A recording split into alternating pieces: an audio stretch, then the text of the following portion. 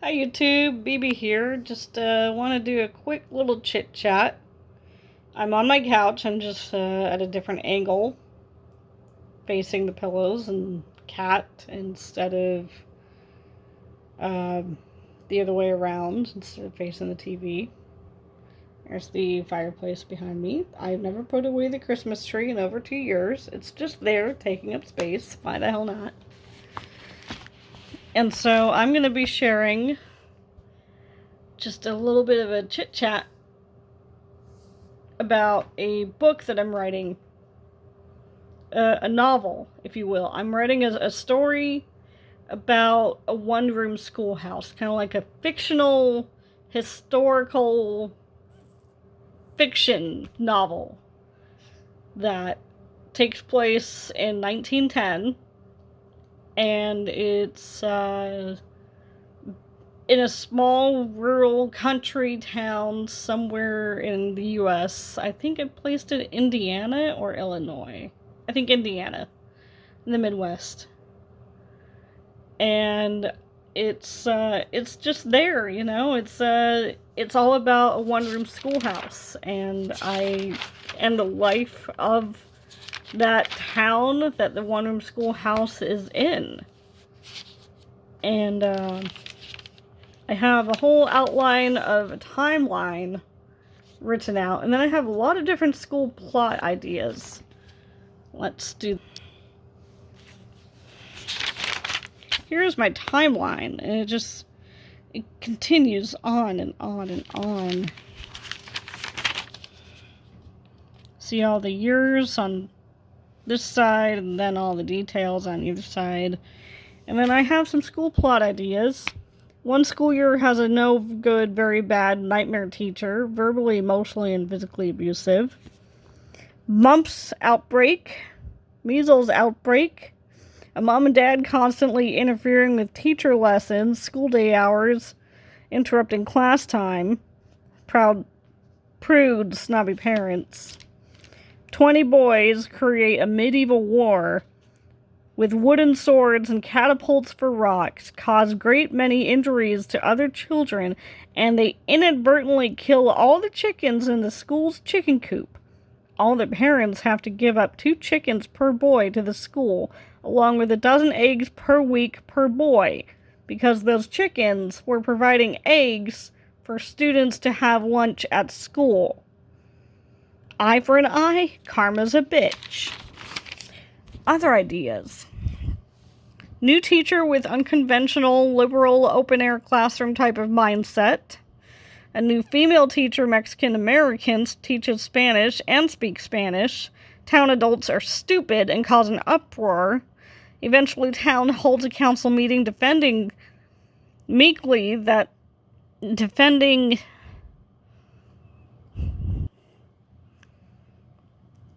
their teacher and her teacher position. And later on, the French is added and nobody has a problem with that. Go figure. Another idea, 12 students ages 14 to 16 are given teacher certification tests. And that occurs at the substitute teacher. Students put on a school play, Midsummer Night's Dream. School chess team wins at Tri-County Regionals. A blizzard traps students and staff in school for 10 days, aka the historical children's blizzard of 1888. Then there's a Trunchbull copycat. Needs a fire-breathing dragon. Students compete in a turkey drawing contest. Story is all about the great... what? I don't know. Future Farmers of America 4-H Club. Rival school makes an appearance in the 3rd book. A herd wild rogue sheeps ewes surround the schoolyard and schoolhouse. 8 students plot to cheat on their end-of-year exam test. Passing ground answers. Teacher finds out but rewrites the test instead of punishing the students. And then I listed some bullies. And then here's the beginning of the story. And it goes from page 60. Here's a drawing I put in, kind of my visualization of the cabin that the teacher lives in. And her name is Arabella Huxton. I was going to go with Huxstein or Huxstein, but I couldn't decide on the pronunciation. And so I decided to just make it Huxton. It makes sense to me. So yeah, that's my book I'm working on right now. There we go. That's what I'm writing, and it's taken quite a while for me to write. I started this back in December? Early January? I just kind of came up with it on a whim and decided, you know what, I'm going to write a story. Let's just see how far it gets. My husband wants me to write like 10 pages a day. But I'm like, stop being such a teacher.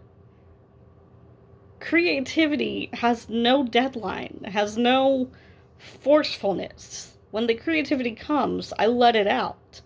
But I can't force myself to write it because otherwise it gets dull and my writing becomes disorganized. And then later on I realize, why the fuck did I write that sentence? It doesn't make sense. It doesn't blend or enmesh with the topic of the story or what's going on in it. And I'm not really doing chapters, but I do have some line breaks and some paragraph breaks. Like there's a line break right there.